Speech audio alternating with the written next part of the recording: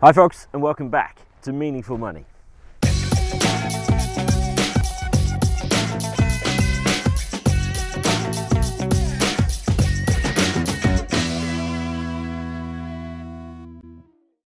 Okay, I'm still in my little field here, not far from the village of St Buryan and not far from St Loy Woods actually, where I've been several times. I may even go there next, we'll see.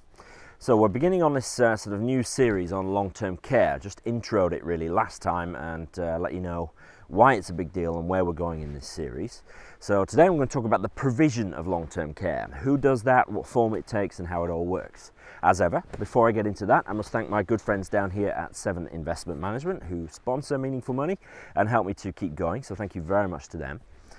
Now, there are two forms of care, if you like, or perhaps to put it another way, we must separate in our minds when we're talking about long-term care, our social needs, social care, from medical care. So social care is, you know, your sort of day-to-day living trials, you know, sort of dressing, washing, cleaning, cooking, things like that.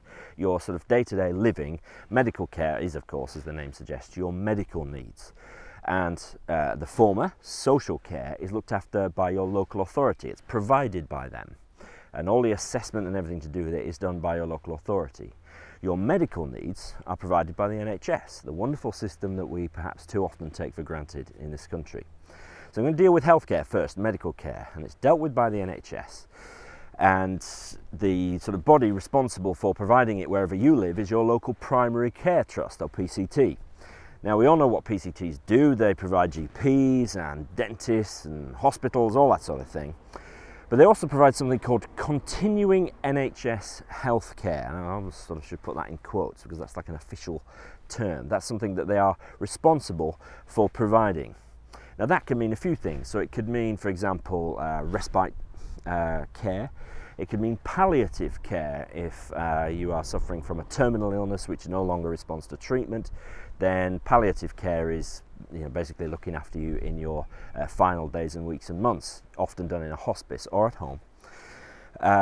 Equipment, you know, things like perhaps respiratory equipment if you've got breathing problems, things like that.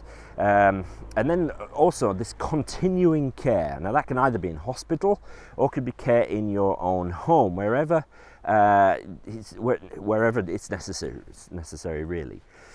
In order to sort of benefit, for want of a much better word, from this continuing care, you must demonstrate that your primary need is a health need. Okay? Now, whether or not that's true is assessed by the NHS. And it's assessed using things called care domains. And it's a pretty sort of broad look at your overall medical well-being.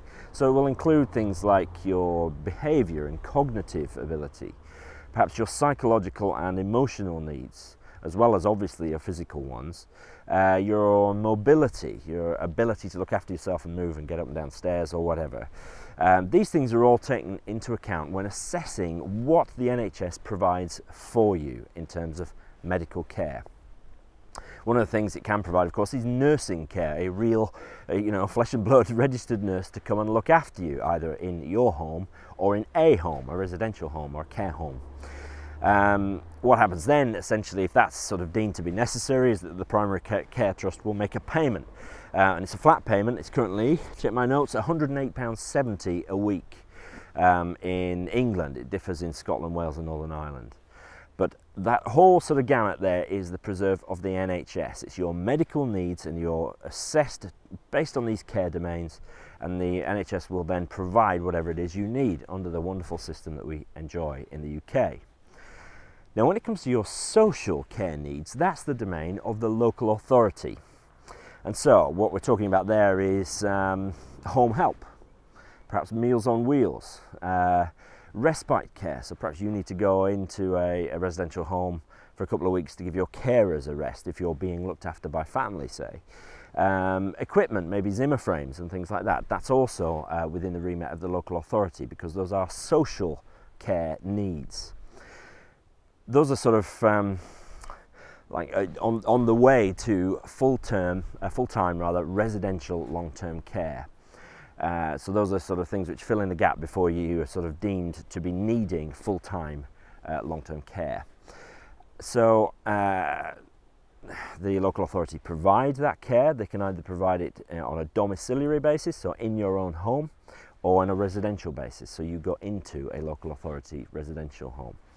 The local authority are the ones assessing your need for care, and they can and do charge for that care. They can't make a profit, but they can and do charge. We'll come back to all that in due course.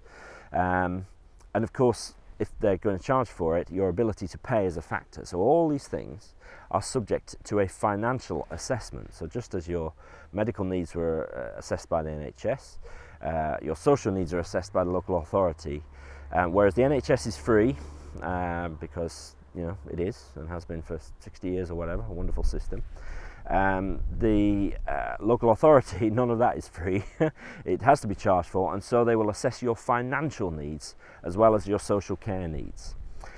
Now that assessment process is pretty detailed, so I'm going to stop there and cover that in the next video. Okay, so I think perhaps I will do one more here. It's not a bad spot, it's pretty quiet. So for now, anyway, thank you very much for watching, and see you next time for the long-term care assessment process.